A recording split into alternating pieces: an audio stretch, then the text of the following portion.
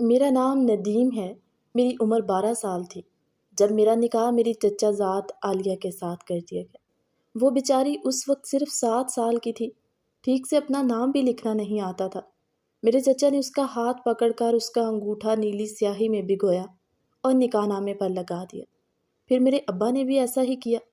یوں ہم دونوں کا نکاح ہو گیا، بلکہ رخصتی بھی ہو چکی تھی۔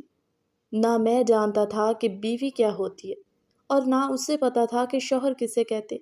ہمارے گاؤں میں بس ایسے ہی رواج تھے۔ وہ شلوار قمیض پہنے، گوٹے والا دوپٹہ سر پہ اوڑے، گلے میں گلو بند، ماتھے پہ لگی بندیا، ہاتھوں میں ڈھیر ساری چوڑیاں پہنے، الجھی الجھی سی تھی۔ میرے سر پر بھی سہرا باندھ رکھا تھا جس پر پھول کلیاں لٹک رہی تھی۔ میں تب کوفت کا شکار تھا۔ رخصت کروا کر میں عالیہ کو اپنے گھر لے آیا۔ اماں بتاتی ہیں کہ جب عالیہ پیدا ہوئی تھی تبھی اس کو میرے نام کر دیا گیا۔ ہمارا رشتہ ہمارے بچپن میں ہی ہو گیا تھا، بلکہ ہماری تو شادی بھی بچپن میں ہی کر دی گئی۔ بہرحال رخصتی کے وقت عالیہ نے رونا شروع کر دیا۔ کہنے لگی، اماں کو چھوڑ کر میں کہیں نہیں جانے والی، میں تائی اماں کے گھر پر نہیں جاؤں گی۔ میری چچی کہنے لگی کہ تمہاری شادی ہو گئی ہے، شادی کے بعد ہر لڑکی کو اپنے سسرال جانا ہوتا ہے۔ وہ کہنے لگی، مجھے نہیں جانا کہیں پر بھی، اماں میں نہیں جا رہی۔ اس نے بائیں بائیں کر کے رونا شروع کر دیا۔ چچی نے اس کے منہ پر جو لیپا پوتی کی تھی اس کے آنسوؤں سے دھلنے لگی۔ بہرحال وہ رونا دھونا مچا کر اس بات پر راضی ہوئی کہ اپنی گڈی اور گڈا تائی اماں کے گھر لے کر جائے گی۔ وہ میرے گھر آئی تو میں نے سب سے پہلے گھر آتے ہی اپنا سہرا اتار کر ایک طرف پھینکا۔ گرمیوں کے دن تھے اور میں تو اس سہرے کو پہن کر نہ جانے کس عذاب میں پھنس گیا تھا۔ میں نے کہا، اماں مجھے بھوک لگی ہے۔ اماں نے کہا، اچھا اچھا دے رہی ہوں کھانا، بارات پر کیوں نہیں کھایا تو نے؟ میں نے کہا، اس سہرے میں کھانا کھایا جاتا ہے۔ اماں مجھے کھانا دینے لگی کیونکہ چچی نے کھانا باندھ کر ہمارے ساتھ بھی بھجوایا تھا۔ میں کھانا کھا رہا تھا اور سامنے عالیہ اپنی گڈی اور گڈے کے ساتھ کھیل رہی تھی۔ میری آنکھوں میں نیند اترنے لگی تو اماں نے مجھے کمرے میں بھیج دیا۔ البتہ عالیہ کو وہ اپنے کمرے میں سلانے لگی۔ شادی کو بس چند ہی دن گزرے تھے جب میں نے دیکھا کہ اماں عالیہ سے کہنے لگی کہ آج کے بعد برتن تم دو گی۔ وہ اس وقت 7 سال کی تھی۔ کہنے لگی، تائی اماں مجھے تو برتن دھونے نہیں آتے تھے۔ میری ماں کہنے لگی، اچھا میں سکھا دوں گی تمہیں۔ اماں نے اس کو برتن دھونے سکھائے۔ یہ اس کا پہلا کام تھا جو اس نے ہمارے گھر پر کرنا شروع کیا۔ میں اسکول میں پڑھتا تھا۔ جب اسکول گیا تو لڑکوں نے میرا مذاق اڑایا کہ آگے چھوٹے دلہے میاں۔ مجھے بڑی شرم محسوس ہوئی۔ میں نہیں جانتا تھا کہ یوں کم عمری میں شادی کرنا میرے لیے ایک مذاق بن جائے گا۔ لڑکے میرا مذاق اڑاتے تھے، کہتے تھے کہ تو چند سال میں ہی باپ بن جائے گا۔ یہ سن کر مجھے بڑا عجیب لگا۔ میں نے گھر آ کر جب اماں کو بتایا تو اماں ہنسنے لگی، کہنے لگی، پاگل، اس بات پہ غصہ کرنے والی کیا بات ہے؟ میں نے کہا، اماں میں اسکول نہیں جاؤں گا، لڑکے میرا بہت مذاق اڑاتے۔ وہ کہتے کہ اڑانے دو، اب کسی کی خاطر ہم اپنے ریت رواج تھوڑی بدل سکتے ہیں۔ عالیہ نے سارے برتن مانجھ کر ایک طرف رکھ دیے۔ کہنے لگی، اماں اب میں گڈا گڈی کے ساتھ کھیل لوں؟ وہ کہنے لگی، ہاں کھیل لو۔ وقت یوں ہی گزرنے لگا۔ میری عالیہ کے ساتھ بنتی نہیں تھی۔ جب بھی میں اس کے گڈے یا گڈی کو ہاتھ لگاتا وہ رونے پیٹنے لگ جاتی کہ تم توڑ دو گے میرے گڈا گڈی کو، ہاتھ مت لگاؤ اسے۔ میں اسے کہتا کہ مجھے بھی اپنے ساتھ کھیلنے دو، لیکن وہ نہیں مانتی تھی۔ یوں ہی وقت آگے بڑھنے لگا۔ جب میں نے بچپن سے لڑکپن میں قدم رکھا تو میرے جذبات اور سوچ بدلنے لگے۔ مجھے اپنی مخالف جنس میں دلچسپی ہونے لگی۔ میں 15 سال کا ہو گیا تھا، عالیہ 10 سال کی تھی۔ اب تو اماں کے ساتھ بہت سے کام کروانے لگی تھی۔ میری بیٹھک اب لڑکوں میں ہونے لگی۔ وہ لڑکے کچھ آوارہ سے تھے۔ ایک بار مجھ سے کہنے لگے، تم تو شادی شدہ ہو، چلو یہ بتاؤ کہ بیوی کے ساتھ سہاگ رات منائی ہے یا نہیں؟ میرے لیے یہ لفظ بالکل انجان تھے۔ میں نے کہا، وہ کیا ہوتی ہے؟ کہنے لگے، یہ نہیں پتا تو تم نے شادی کس چیز کی ہے؟ میں نے کہا، وہ تو میرے ابا نے کر دی کہ شادی کے بعد سہاگ رات کیسے مناتے۔ ان کی بات سن کر مجھے حیرت ہوئی۔ وہ مجھے ایک ایسے گھر کے باہر لے گئے جس میں ابھی کچھ دیر پہلے شادی ہوئی تھی۔ برقی کم کمے بھی ابھی ان کے گھر کی چھت پر لگے ہوئے تھے۔ ان لڑکوں میں سے ایک کمرے کے سامنے کھڑے ہو کر بند کھڑکی کا ذرا سا پٹ کھولا اور اندر کا منظر دیکھنے لگے۔ کہنے لگے، چل اب تو بھی دیکھ۔ اس وقت میں اتنا بڑا نہیں تھا، لیکن جو منظر میں نے ایک کھڑکی کے اندر دیکھا، میرے ہوش اڑ گئے۔ میں فوراً سے پیچھے ہٹ گیا۔ میں نے کہا، مجھے کچھ نہیں دیکھنا، اگر ابا یہاں آ گئے تو مجھے بہت مارے گا۔ یہ کہہ کر میں گھر آ گیا، لیکن میرے وہ دوست بار بار مجھے اپنی بیوی کے قریب رہنے کے لیے اکساتے تھے۔ کہتے تھے، کیا تو نامرد ہے جو اپنی بیوی کو دیکھ کر تجھے کچھ نہیں ہوتا؟ ان کی بیہودہ باتیں سن کر میری نظریں عالیہ پر الگ انداز سے اٹھنے لگی۔ مجھے وہ اچھی لگنے لگی، لیکن اندر ہی اندر ایک خوف بھی میرے دل میں موجود تھا کہ اگر میں نے اس کے ساتھ کچھ بھی کرنا چاہا تو وہ اماں کو بتا دے گی۔ میں میٹرک کر چکا تھا، کالج ہمارے گاؤں میں نہیں تھا، اس لیے ابا نے مجھے شہر کے ہاسٹل میں ڈال دی۔ وہاں ہم لڑکے آپس میں ہر قسم کی باتیں کرتے تھے، اس لیے مجھے کافی باتوں کا علم ہو گیا تھا۔ جب بھی میں چھٹی پر گاؤں جاتا، اپنے کام عالیہ سے کہتا، لیکن وہ ویسی ہی تھی، کہتی تھی میں تمہاری ملازمہ نہیں ہوں جو تمہارے کام کروں۔ میں 17 سال کا ہو چکا تھا، 12ویں جماعت میں پڑھتا تھا۔ اس کی ایسی باتیں سن کر مجھے غصہ آنے لگتا۔ میں اس کا شوہر تھا، اسے مجھ سے تمیز سے بات کرنی چاہیے تھی۔ میں اب اسے غصے سے دیکھنے لگا۔ میں نے کہا، پورا 1 ہفتہ میں بس 1 دن کے لیے گھر آتا، تم مجھ سے سیدھے منہ بات نہیں کر سکتی؟ وہ کہنے لگی، اتنے ڈھیر سارے تمہارے کپڑے ہوتے ہیں اور وہ بھی اتنے گندے، کیا وہاں مزدوری کرتے ہو؟ 2 گھنٹے لگتے ہیں مجھے صرف تمہارے کپڑے ہاتھ سے دھونے میں۔ میں نے کہا، تو ایسا کوئی احسان تو نہیں کرتی ہو نا مجھ پر، یہ تمہارا فرض ہے۔ کہنے لگی، مجھ سے نہیں ہوتا یہ سب۔ وہ میرے کپڑے طے کر کے رکھ رہی تھی جب میں نے اسے اپنی ایک شرٹ استری کرنے کے لیے کہا، لیکن اس نے صاف انکار کر دیا۔ میں ابھی باہر اپنے دوستوں سے مل کر آیا تھا، اس وقت وہ میرے کمرے میں تھی، میرے کپڑے طے کر کے میرے بیگ میں رکھ رہی تھی۔ میں نے پوچھا، اماں کہاں ہے؟ کہنے لگی، اماں اور باقی سب خالہ کے گھر گئے۔ یہ سن کر میرا دل اندر سے مچلنے لگا۔ میں نے اپنے کمرے کا دروازہ بند کر دیا۔ جیسے ہی اس کے پاس آیا، وہ اپنے کام میں مگن تھی۔ میں اسے غور سے دیکھنے لگا۔ بال اس کے کمر تک آنے لگے تھے بھی سنہری رنگت کے، اور وہ خود سرخ سفید تھی۔ بے نیازی سے دوپٹہ اس نے گلے میں پہن رکھا تھا۔ میں نے اس کا ہاتھ پکڑ لیا، وہ اچنبھے میں آئی، بری طرح سے چونکی۔ میں نے کہا، دکھاؤ اپنے ہاتھ، میرے کپڑے دھونے سے تمہارے ہاتھ کتنے گھس گئے؟ اس نے فوراً سے اپنا ہاتھ میرے ہاتھ سے کھینچا، پھر کمرے کا دروازہ بند دیکھ کر مجھے حیرت سے دیکھنے لگی۔ کہنے لگی، دروازہ کیوں بند کیا ہے تم نے؟ میں نے کہا، تمہیں کچھ بتانا تھا۔ کہنے لگی، کیا؟ میں نے پھر سے اس کا ہاتھ پکڑ لیا۔ میں نے کہا، تم جانتی ہو تمہارا اور میرا رشتہ کیا ہے؟ کہنے لگی، تو کیا تمہیں نہیں پتا؟ ہاتھ چھوڑو میرا۔ میں نے کہا، جانتی ہو، میں تمہارے منہ سے سننا چاہتا ہوں۔ کہنے لگی، تم میرے تایا زاد ہو۔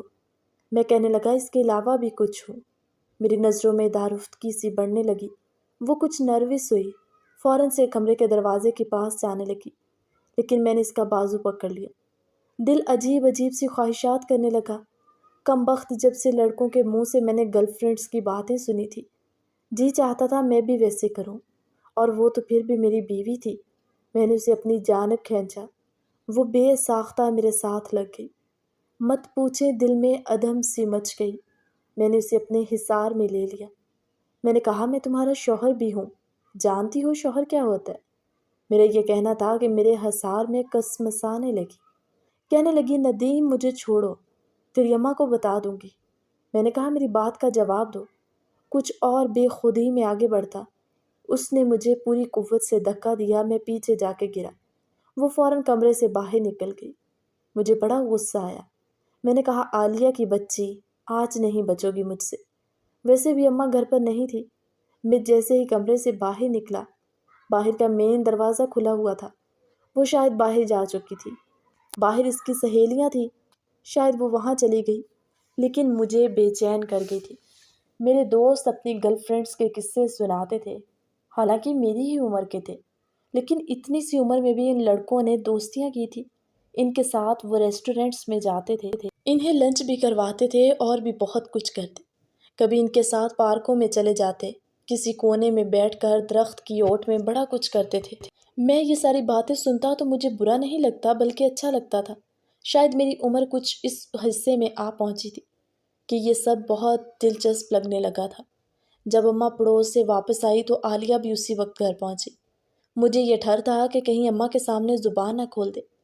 اماں کہنے لگی، رات کا کھانا بنایا ہے؟ عالیہ نے نہیں میں سر ہلا دیا۔ اماں کہنے لگی، کیوں نہیں بنایا؟ میں تمہیں کہہ کے گئی تھی نا، لیکن پھر بھی تم نے کیوں نہیں بنایا؟ کہنے لگی وہ ندیم۔ میں نے کہا اماں وہ میرے کپڑے طے کر رہی تھی، پھر اس کی سہیلیوں نے اس کو آواز دے دی۔ میں نے اسے کہا کہ جاؤ اپنی سہیلی کے گھر چلی جاؤ۔ اماں کمر پر ہاتھ رکھ کے کہنے لگی تو نے کس خوشی میں اس کو بھیجا تھا؟ اب کھانا کون پکائے گا؟ ایک تو میں تھک ہار کے گھر پہنچی ہوں اور اب ہانڈی میرے سر پہ پڑی ہے، پتہ نہیں یہ لڑکی کب گھر سنبھال سکے گی۔ میں نے کہا ماں اس کی عمر تو دیکھو، اتنی بڑی تھوڑی ہے، اپنی فاطمہ جتنی تو ہے۔ فاطمہ تو کسی کام کو ہاتھ نہیں لگاتی، آپ نے سارے کام عالیہ کے سر پہ ڈال رکھے ہیں۔ اماں کہنے لگی تم اس کی زیادہ ہمدردی نہیں کرنے لگے؟ یہ اس گھر کی بہو ہے تو یہ سارے کام کرے گی نا، بیٹیاں تو ویسے بھی پرایا دھن ہوتی ہیں، میکے میں سکھ کے 4 دن گزار لیں، بس وہی ان کے سکھ کے دن ہوتے، سسرال والے تھوڑی اتنے نخرے برداشت کرتے۔ میں نے کہا تو چند دن اسے بھی اس کے میکے بھیج دیا کرے۔ میرا یہ کہنا تھا کہ میری ماں مجھے غصے سے دیکھنے لگی۔ اماں کہنے لگی تجھے ہوا کیا ہے؟ تمہیں زیادہ اپنی بیوی کی ہمدردی ہو رہی ہے۔ میں نے کہا میں ویسے ہی بات کر رہا ہوں۔ اماں عالیہ سے کہنے لگی چل جلدی سے پیاز لہسن اور ادرک کاٹ دی۔ وہ جلدی سے سبزی کاٹنے لگی، بار بار مجھے غصے والی آنکھوں سے دیکھ رہی تھی۔ اگلے ہی روز میں ہاسٹل چلا گیا، لیکن یہ ہفتہ میرا بڑی مشکل سے کٹا۔ اب کی بار میں نے گاؤں جانے سے پہلے بہت ساری کانچ کی چوڑیاں خریدی۔ پہلی بار عالیہ کے لیے کچھ لے کے جا رہا تھا۔ جب میں گھر آیا تو اماں کو ایک شال دی، اپنی بہنوں کو بھی چوڑیاں دی۔ البتہ عالیہ کی چوڑیاں میں نے اپنے سامان میں ہی رہنے دی، سوچا کہ اسے اپنے ہاتھوں سے پہناؤں گا۔ اول تو مجھے اکیلے میسر ہی نہیں آتی تھی، ہر وقت کسی نہ کسی کام میں رہتی، اور اب تو وہ مجھ سے گھبرانے لگی تھی۔ جہاں میں ہوتا وہاں سے فوراً بھاگ جاتی۔ میں بس جب بھی چھٹی پر گاؤں جاتا دل میں یہی دعا کرتا کہ اماں کہیں آس پڑوس کسی کے گھر چلی جائے۔ وہ اس وقت میرے کپڑے دھو رہی تھی، اماں اس وقت اپنے کمرے میں لیٹی آرام کر رہی تھی، چھوٹے بہن بھائی گلی میں کھیل رہے تھے۔ جب میں اس کے پاس جا کر بیٹھ گیا، وہ ڈنڈے مار مار کے میرے کپڑے دھو رہی تھی۔ مجھے اپنے پاس بیٹھے دیکھا تو کہنے لگی تم یہاں کیا کر رہے ہو؟ میں نے کہا بات سنو، کپڑے دھونے کے بعد میرے کمرے میں آنا، میں نے تم سے بہت ضروری بات کرنی ہے۔ کہنے لگی میں نہیں آؤں گی، تم بہت زیادہ بدتمیز ہو۔ میں نے دھیرے سے کہا کہ تمہارے لیے بہت خوبصورت تحفہ لایا ہوں، میرے کمرے میں آؤ گی تو دکھاؤں گا۔ کہنے لگی پہلے قسم کھاؤ جو پہلے تم نے کیا تھا وہ نہیں کرو گے۔ میں نے کہا تم آؤ تو صحیح، نہیں کروں گا پریشان تمہیں۔ کہنے لگی کپڑے دھو کے آتی ہوں۔ میں نے جب دیکھا کہ وہ کچھ نرم پڑی ہے تو میں اپنے کمرے میں چلا گیا۔ کانچ کی چوڑیوں کے ساتھ میں اس کے لیے چاندی کا چھلا بھی لے کر آیا تھا۔ اب میں اس کا منتظر تھا۔ 1 گھنٹے کے بعد جب وہ آئی، اس کے آدھے کپڑے پانی سے بھیگے ہوئے تھے، شاید کپڑے رسی پر ڈال کر سیدھا میرے کمرے میں آئی تھی۔ کہنے لگی جلدی دکھاؤ تحفہ کیا لائے ہو، مجھے رات کے لیے ہانڈی بھی چڑھانی ہے، تائی اماں اٹھ گئیں تو بہت ڈانٹیں گی۔ میں نے کہا پہلے کمرے کا دروازہ بند کرو۔ کہنے لگی نہ بابا نہ، دروازہ بند نہیں ہوگا، ایسے ہی کھلا رہے گا۔ میں اٹھا اور کمرے کا دروازہ بند کر دیا۔ کہنے لگی اگر اماں نے دیکھ لیا تو غضب ہو جائے گا، پاگل ہو گئے ہو کیا؟ میں کمرے کا دروازہ بند کرنے کے بعد الماری کی طرف چلا گیا۔ الماری میں سے وہ کانچ کی چوڑیاں نکالی، چاندی کا چھلا بھی نکالا۔ کانچ کی سرخ رنگ کی چوڑیاں دیکھ کر اس کی آنکھیں چمک اٹھی۔ میں نے اپنے دوستوں سے سن رکھا تھا کہ لڑکیوں کے لیے تحفے لے کر جاؤ تو بدلے میں وہ بڑا کچھ کرنے کی اجازت دیتی ہیں۔ کہنے لگی ندیم یہ تو بہت پیاری ہیں، کیا سچ میں میرے لیے لایا ہے؟ میں نے کہا ہاں تمہارے لیے لایا ہوں، اور ہر بات تمہارے لیے ایسے ہی تحفے لاؤں گا۔ اس سے پہلے کہ وہ چوڑیاں پہنتی، میں نے اس کے ہاتھ میں وہ چوڑیاں خود پہنائیں، چاندی کا چھلا بھی پہنایا۔ وہ بار بار چوڑیاں کھن کھناتی ہوئی بڑی خوش تھی۔ کہنے لگی تم بہت اچھی ہو ندیم۔ پہلی بار اس کے منہ سے میں نے اپنی تعریف سنی۔ اس سے پہلے کہ میں کوئی بات کرتا، اماں اسے آواز دینے لگی۔ اماں کی آواز سن کر تو جیسی اس کی رنگت پھیکی پڑ جاتی تھی، فوراً سے کمرے سے باہر نکل گئی۔ رات کو برتن مانجتے ہوئے جب اس کے ہاتھ میں چوڑیاں کھنک رہی تھی تو اس کے چہرے پر بڑی ہی دل فریب سی مسکراہٹ تھی، بار بار مجھے دیکھ کر مسکرا رہی تھی۔ اماں کہنے لگی یہ اتنی ڈھیر ساری چوڑیاں تمہارے پاس کہاں سے آئیں؟ اس سے پہلے کہ وہ کچھ کہتی، میں نے کہا اماں میں لے کر آیا تھا۔ میری بات سن کر اماں اور ابا دونوں مجھے دیکھنے لگے۔ اماں کہنے لگی تو کب لے کر آیا اور کیوں؟ میں نے کہا اماں فاطمہ کے لیے بھی تو لایا تھا، آپ کے لیے بھی چادر لے کر آیا۔ تب تو آپ نے اعتراض نہیں کیا۔ ابا کہنے لگے ہاں ہاں اچھا کیا۔ پھر کہنے لگے تیری پڑھائی کب ختم ہوگی؟ میں نے کہا 2 سال اور لگیں گے۔ کہنے لگے بس ٹھیک ہے، جیسے ہی تیری پڑھائی ختم ہوگی ہم تیری رخصتی کروا دیں گے۔ یہ سن کر میں دل ہی دل میں بہت خوش تھا۔ اماں کہنے لگی ارے ایسے کیسے کروا دیں گے؟ جب تک کسی اچھی نوکری نہیں مل جاتی ایسا کچھ نہیں کرنا۔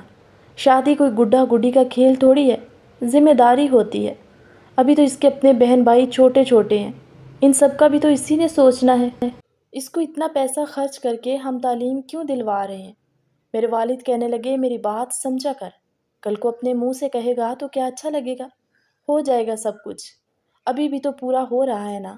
لیکن میری ماں کہنے لگی ابھی میں 5 سال تک کوئی رخصت نہیں کرواؤں گی، جب تک یہ اپنی تعلیم مکمل نہ کر لے، 2 سال تک کہیں نوکری نہ کر لے، پیسہ جمع نہ کر لے، تب تک کوئی رخصتی نہیں ہوگی۔ میں چپ سا ہو گیا۔ صبح صبح جب اسکول چلے جاتے تھے اماں بھی اپنے کمرے میں جا کے لیٹ گئی۔ بس یہ عالیہ تھی جس کے کام کبھی ختم نہیں ہوتے تھے، ابھی بھی صحن میں جھاڑو دے رہی تھی۔ ابا بھی اپنے کام پر جا چکے تھے، گھر میں کوئی نہیں تھا۔ میں نے اس کا ہاتھ پکڑا اور اس کے ہاتھ سے جھاڑو پکڑ کر زمین پر پھینک دیا۔ میں نے کہا ادھر آؤ میرے پاس۔ کہنے لگی کیا ہے؟ میں نے کہا تم ملازمہ نہیں ہو اس گھر کی۔ کبھی کبھی تو مجھے اس پر بڑا ترس آتا تھا، نہ اماں نے اسے تعلیم دلوائی، نہ اسے پڑھنا لکھنا آتا تھا۔ میری بہن فاطمہ اسکول پڑھنے جاتی تھی، گھر کے کسی کام کو ہاتھ بھی نہیں لگاتی، اور ایک وہ تھی 12-13 سال کی عمر میں، سارے کام اماں نے اس کے کندھوں پر ڈال دیے۔ اماں چاہتی تھی کہ وہ بس کام کرتی رہے اور میں کماتا رہوں۔ میں نے کمرے میں لے جا کر دروازہ بند کر دیا، اسے اپنے ساتھ بیڈ پر بٹھایا۔ میں نے کہا منہ میں زبان نہیں ہے تمہارے؟ پورا دن چپ چاپ سارے کام کرتی رہتی ہو، کبھی کبھی اماں کو منع کر دیا کرو۔ کہنے لگی میں منع نہیں کر سکتی، تائی اماں کو غصہ آتا ہے۔ میں نے کہا تو کیا ہوا؟ کہنے لگی ندیم۔ یہ کہنے کے بعد اس کی آنکھوں میں نمی اتری۔ میں نے کہا کیا بات ہے، بتاؤ مجھے عالیہ۔ عالیہ نے اپنے بازو سے آستین اوپر کی، ہاتھ پر زخم کا نشان تھا۔ میں نے کہا یہ کیا ہوا ہے؟ کہنے لگی تائی اماں نے گرم گرم چمٹا لگا دیا تھا، روٹیاں جل گئی تھی۔ یہ دیکھ کر میرا دل اندر سے کانپ کے رہ گیا۔ اس کے بعد وہ رونے لگی۔ مجھے اپنی ماں پر بے تحاشا غصہ آیا۔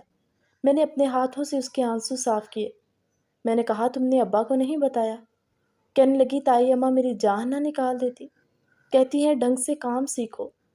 ندیم میں کرتی تو ہوں سب کچھ، اب ڈھنگ سے مجھ سے نہیں ہوتا تو کیا کروں؟ میں نے کہا ایسا کرو، اپنے کمرے میں جاؤ، جا کر اپنے کپڑے پیک کرو۔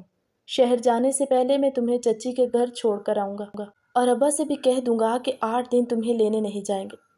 کہنے لگی سچ میں ندیم، تم مجھے میری اماں کے گھر چھوڑنے جاؤ گے؟